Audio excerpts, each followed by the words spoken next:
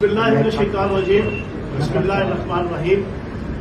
आज की press conference के बुनियादी तौर पर दो टॉपिक्स हैं। एक तो जो इम्पोर्टेड हुकूमत के प्राइम मिनिस्टर शहबाज शरीफ साहब और उनकी हुकूमत ने महंगाई का तूफान बदतमीजी इस वक्त पाकिस्तान में गर्म हो गया है, कुछ उसके हवाले से आपके सामने बात करनी है।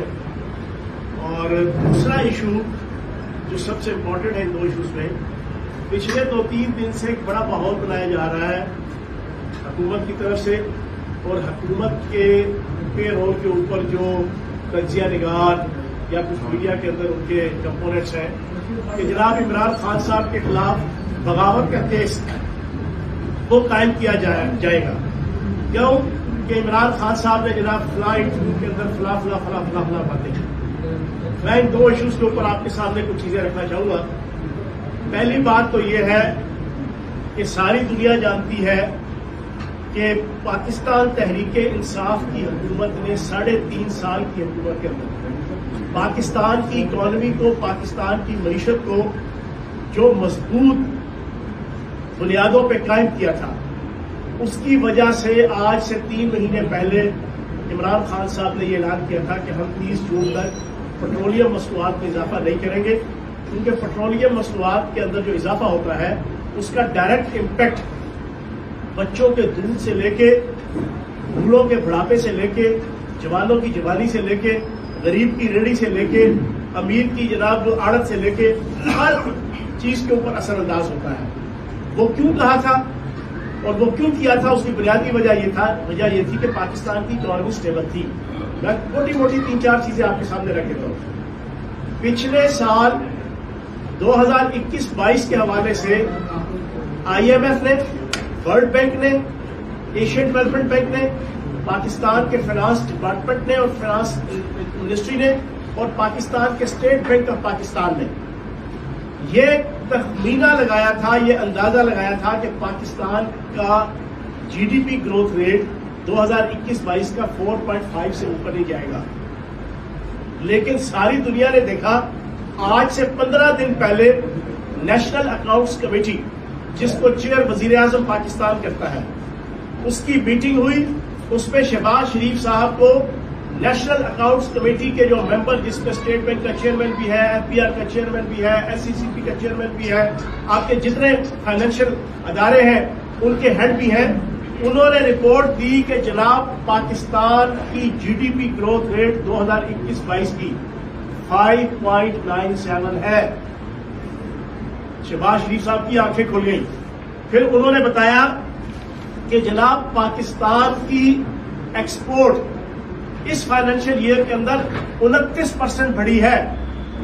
फिर उन्होंने बताया कि पाकिस्तान की फॉरेन रेमिटेंस पिछले 25 साल की हिस्ट्री में पहली दफा जनाब आपकी $32 अरब तक गई है। उन्होंने बताया कि हमने अंदाजा लगाया था कि 2021-22 में पाकिस्तान की इकॉनमी का जो हुजम है वो $292 अरब रहेगा। लेकिन शहबाज शरीफ साहब, नेशनल अकाउंट्स कमेटी ने उनको ये बताया कि शहबाज शरीफ साहब, वजीर आजम पाकिस्तान साहब, इस वक्त पाकिस्तान की इकॉनमी का हुजम $383 अरब हो चुका है। तो आंखें खुल गई। उन्होंने कहा वाकईतन? उनका नहीं जनाब, ये बिल्कुल ठीक आपको फैक्ट फिगर्स दे रहे हैं। फिर उसके बाद उन्हें ये बताया गया कि पाकिस्तान का जो करंट अकाउंट खसारा इमरान खान साहब की हुकूमत आने से पहले 2 अरब से 3 अरब डॉलर महाना था, जो कम होकर इस वक्त $600 मिलियन महाना हो चुका है। अब ये सारी चीजें देखने के बाद और फिर और बड़ी इंपॉर्टेंट चीजें बताई इसी नेशनल अकाउंट्स कमेटी ने 15 दिन पहले। ऑन रैकेट बात कर रहा हूं, ये मैं अपनी तरफ से बना के बातें नहीं कर रहा, ये अखबारात के अंदर भी कोट हुई है, ये टीवी चैनल्स के अंदर भी कोट हुई है, ये वजीर आजम हाउस और नेशनल अकाउंट्स कमेटी के जो ऑफिशियल जो रिकॉर्ड रखा जाता है उसके अंदर मौजूद है। उन्हें बताया गया कि एग्रीकल्चर ग्रोथ रेट पिछले 10 सालों में सबसे बेहतरीन 4.4%, इंडस्ट्रियल ग्रोथ रेट पिछले 10 सालों में सबसे बेहतरीन 7.2%। उन्हें बताया गया large scale manufacturing growth rate पिछले 10 सालों में सबसे बेहतरीन 10.5%। जनाब ये सारी चीजें सुनने के बाद शहबाज शरीफ साहब की तो अकल भी दंग रह गई और उनके होश भी ठिकाने आ गए। अब ये सारे वो हालात थे। फिर सबसे इंपॉर्टेंट चीज, 3,500 अरब रुपए का से ज्यादा आज तक पाकिस्तान में कभी टैक्स कलेक्शन नहीं हुई, टैक्स रेवेन्यू कलेक्ट नहीं हुआ।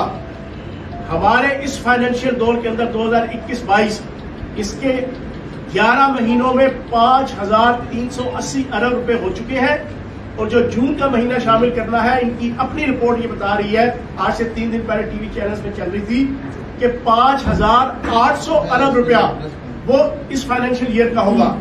हमने टारगेट रखा था 6,500 अरब का, और अगर हमारी हुकूमत और इमरान खान साहब की हुकूमत रहती तो ये 6,500 अरब पाकिस्तान की तारीख में पहली दफा डबल, कहां 3,500 पिछला हाईएस्ट होता था और कहां ये 6,000 6,500। ये वो हमारी इकोनॉमी की सूरत हाल थी जिसकी वजह से इमरान खान साहब ने 450 अरब रुपया सब्सिडी दी थी पेट्रोलियम मसनूआत में, तब जाके आवाम के लिए ये सारा रिलीफ आया था। लेकिन मैं अफसोस से कहूंगा कि शहबाज शरीफ साहब की सारी सलाहियत, शहबाज शरीफ साहब की सारी वो झूठा प्रोपेगेंडा जो पिछले 30 साल से अरबों रुपए लगा के, और पिछले 10 सालों में जो इनकी हुकूमत थी पंजाब में 50 अरब रुपया लगाकर पूरी पाकिस्तानी कौम को ये समझाया गया, बतलाया गया, उनके जहनों में डाला गया कि जनाब शहबाज शरीफ से बेहतरीन एडमिनिस्ट्रेटर कोई नहीं, शहबाज शरीफ से बेहतरीन पंजाब स्पीड कोई नहीं, शहबाज शरीफ की मर्जी से कोई मच्छर पर नहीं मार सकता, शहबाज शरीफ की मर्जी से कोई मक्खी पर नहीं मार सकती, शहबाज शरीफ से बेहतरीन जनाब कोई मैनेजर नहीं है।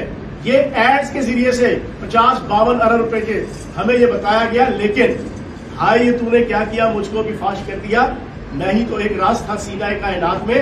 इस 2 महीने की प्राइम मिनिस्टरशिप ने उस झूठे प्रोपेगेंडे, उस फेक प्रोपेगेंडे, उस सूडो प्रोपेगेंडे, उस 2 नंबर प्रोपेगेंडे को बिल्कुल फ्लॉप करके रख दिया, और शहबाज शरीफ की इंतजामी सलाहियतें और कायदाना सलाहियतों को झुस फुस और ठुस करके रख दिया। और इन 2 महीनों के अंदर जो पाकिस्तान की सूरत हाल है वो आपके सामने है। 60 रुपया एक हफ्ते के अंदर पेट्रोलियम मसनूआत महंगी, 47% बिजली महंगी, और आज 45% आपकी गैस महंगी, और पाकिस्तान का दिवालिया होने के करीब ये सूरत हाल है। 22 अरब डॉलर का हम ज़र मुबादला छोड़ के गए थे, इस वक्त 9.7 बिलियन डॉलर आपका जनाब ज़र मुबादला रह गया है। ये तो जनाब सूरत हाल है। मैं ये समझता हूँ कि ये जो पेट्रोलियम मसनूआत में इन्होंने इजाफा किया है इंतहाई काबिल मजम्मत है। चाहिए ये था कि ये अपनी बेहतरीन फिजिकल और मॉनेटरी पॉलिसीज के जरिए से ये फंड इकट्ठा करते, जो मैंने आपके सामने अभी 8-10 मिनट पूरी पाकिस्तानी कौम के सामने डिटेल रखी कि इमरान खान साहब की और पीटीआई की हुकूमत ने किस तरीके से ये सारे अरबों कई हजार अरब इकट्ठे करके जो है वो ये फैसिलिटेट किया था आवाम को। तो ये अपनी सलाहियत दिखाते, लेकिन इनके अंदर सलाहियत नहीं थी। इनके अंदर सिर्फ एक सलाहियत थी जो आज तक इन्होंने 2 महीनों में पूरी की। इन्होंने हर 2 नंबर काम अपना उसको जनाब अपने आप को लीगलाइज करवाया, अपने खिलाफ पर्चे जनाब सीधे कर रहे हैं, अपने खिलाफ इंक्वायरियां सीधी कर रहे हैं, अपने मफरूद भाई को पासपोर्ट दे दिया, इसहाक डार को पासपोर्ट दे दिया जनाब, अपने इसहाक डार के घर को जो FIA ने नीलाम करने का कहा उसको उल्टा रेनोवेट करके उसके हाथ हवाले कर दिया। अपने मफरूद बच्चों को सुलेमान शहबाज और आपके जनाब हुसैन नवाज, हसन नवाज, उन्हें सरकारी दौरों में ले जाया जा रहा है। क्राइम मिनिस्टर की भतीजी जो खुद क्रिमिनल है, मुजरिमा है, उसको वजीर आजम का प्रोटोकॉल और सिक्योरिटी दे दी गई। इसी तरीके से हर 2 नंबर काम, इधर बिजली महंगी, इधर गैस महंगी, इधर पेट्रोल महंगा। अपने जनाब वजीर आजम हाउस के अंदर 15-15 करोड़ से लेकर 30-30 करोड़ की सिर्फ स्विमिंग करने की जो इनकी आदतें सानिया है, जो इनका शौक सानिया है शहबाज शरीफ साहब का, उसको पूरा करने के लिए 30-30 करोड़ और 20-20 करोड़ के स्विमिंग पूल की रेनोवेशन हो रही है।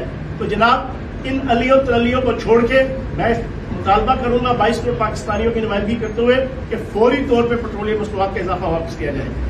दूसरा सबसे इंपॉर्टेंट इशू, कहते हैं इमरान खान साहब ने इंटरव्यू दिया, उसके अंदर उन्होंने कहा कि आलमी ताकतें जो है वो पाकिस्तान के 3 टुकड़े करना चाहती हैं।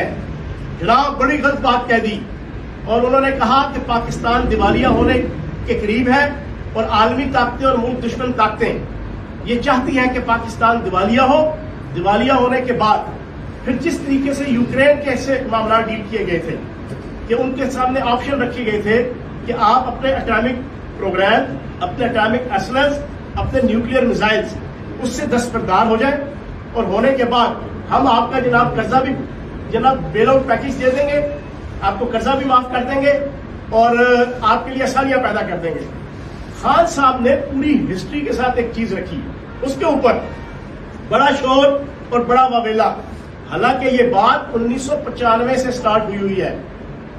میں پوری پاکستانی قوم کے سامنے اس پریس کانفرنس کے ذریعے سے رکھوں گا، 1995 کے اندر پہلی امریکن این جی او تھی جس نے یہ تھیسس پیش کیا تھا، جو اس وقت اخبارات کے اندر، ہر بڑے اور چھوٹے اخبارات کے اندر، میں بھی اس وقت آرٹیکل لکھا کرتا تھا ایک لیڈنگ اخبار کے اندر، ہم نے بھی اس کے اوپر کئی آرٹیکلز لکھے تھے، اور اس وقت سے لے کے آج تک electronic media, print media, social media کے اندر ہزاروں دفعہ یہ چیز ڈسکس بھی ہو چکی ہے، اس پہ آرٹیکلز بھی لکھے جا چکے ہیں، اس پہ انٹرویوز بھی ہو چکے ہیں، اور اس وقت ابھی جو پوری پاکستانی قوم سن رہی ہے، اپنے اپنے موبائل کے اوپر گوگل پہ چلے جائیں، ڈی نیوکلیئرائزیشن آف پاکستان آپ لکھ دیں، آپ کے سامنے ہزاروں کلپس آ جائیں گے، فاکس نیوز کے، سی این این کے اور تمام انٹرنیشنل ٹی وی چینلز کے، جس کے اندر ان کے تجزیہ نگار عالمی طاقتوں کے، ان کے سرکاری عہدیدار جو پلان، جو پالیسی دے رہے ہیں اس ایشو کے حوالے سے، وہ آپ کے سامنے آ جائے گی۔ 1995 سے یہ پالیسی آئی ہوئی ہے۔ وہ کیا پالیسی ہے؟ وہ پالیسی یہ ہے کہ ایٹم بام رکھنے والا پاکستان، ایٹم بام رکھنے والا اسلامی ملک، نیوکلیئر ایسلحے رکھنے والا اسلامی ملک، میزائل ٹیکنالوجی رکھنے والا اسلامی ملک، دنیا کی سب سے امپورٹنٹ جیوگرافیکل اسٹیٹس رکھنے والا اسلامی ملک، اس سے لڑائی نہیں کی جا سکتی، اس کو نقصان پہنچانے کا یا اس کو ناکام اور نامراد، نعوذ باللہ معاذ اللہ کرنے کا ایک ہی طریقہ کار انہوں نے طے کیا کہ اس کو اکنامیکلی اتنا ڈی اسٹیبلائز کر دو کہ یہ اپنے پاؤں پہ نہ کھڑا ہو سکے اور اس کا دیوالیہ ہو جائے، اور جب یہ دیوالیہ ہو جائے تو پھر اس کے بعد عالمی طاقتیں اور عالمی ادارے وہ اس کے ساتھ ڈیل کریں گی، اور ڈیل کی صورت میں سب سے پہلے وہ پاکستان کے نیوکلیئر پروگرام سے جو ہے وہ اس کو دستبردار کروائیں گی، اور اس کو دستبردار کروانے کے بعد پھر ساری پالیسی اور اسٹریٹجی ان تمام الیکٹرانک میڈیا، پرنٹ میڈیا کے اندر، انٹرنیشنل، نیشنل، ریجنل لیول پہ وہ ساری دنیا کے سامنے ہے۔ یہ پاکستان دشمن طاقتوں کا یہ پلان ہے۔ میں نے آپ کے سامنے جو اکنامیکل پوزیشن رکھی، جو ساری دنیا مان رہی ہے، جو نیشنل اکاؤنٹس کمیٹی جس کو شہباز شریف نے وزیر اعظم کی حیثیت سے چیئر کیا ہے، اس کے اندر تسلیم کیا گیا کہ یہ ساری چیزیں ٹھیک ہیں۔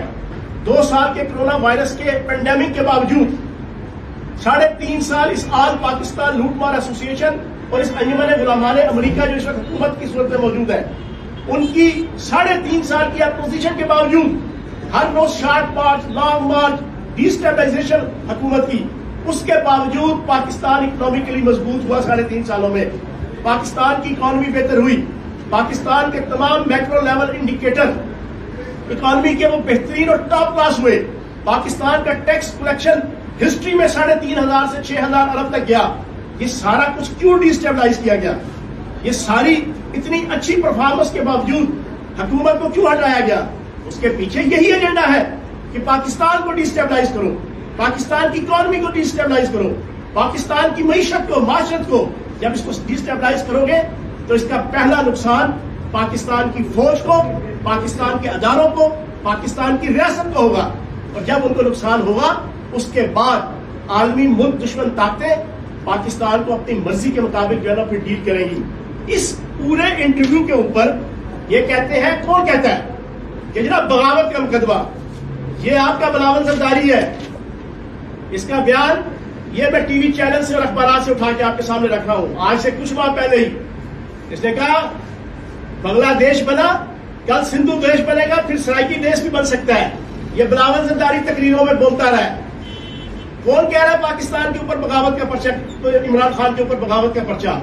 یہ بلاول زرداری، یہ چھوٹو زرداری، اس کا باپ آصف زرداری، ان کا پپٹ جناب آپ کا مراد علی شاہ، اور وہ مراد علی شاہ جس کا اگلا بیان دیکھ لیں، اسمبلی کے اندر کھڑے ہو کے کہتا ہے ہمیں پاکستان کا حصہ سمجھو، ایسے حالات پیدا نہ کرو کہ کچھ اور سوچیں۔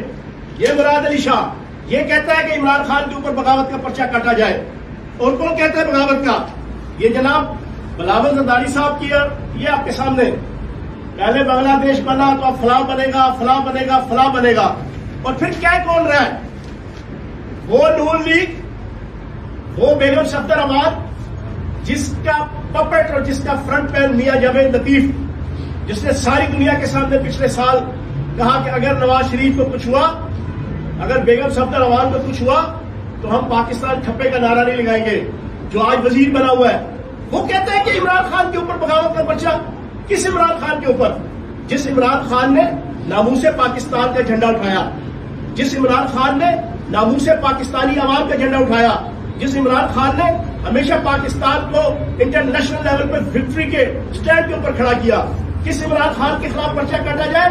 جس عمران خان نے پاکستان کی عوام کی عزت اور غیرت، اس کی سربلندی کا جھنڈا اٹھایا، جس عمران خان نے پاکستان کو اکنامکلی اتنا مضبوط کیا، جس عمران خان نے انڈیا کے مودی کے ساتھ کسی انٹرنیشنل فورم میں کونوں خدروں میں جا کے کھسر پسر نہیں کی، جس عمران خان نے امریکہ کو صاف کہا کہ ہم اسرائیل کو تسلیم نہیں کریں گے جب تک فلسطینیوں کو ان کا جائز حق نہیں مل جاتا، جب تک فلسطینیوں کو ان کا جائز سولوشن نہیں مل جاتا، اس عمران خان کے خلاف بغاوت کا پرچہ کرو گے؟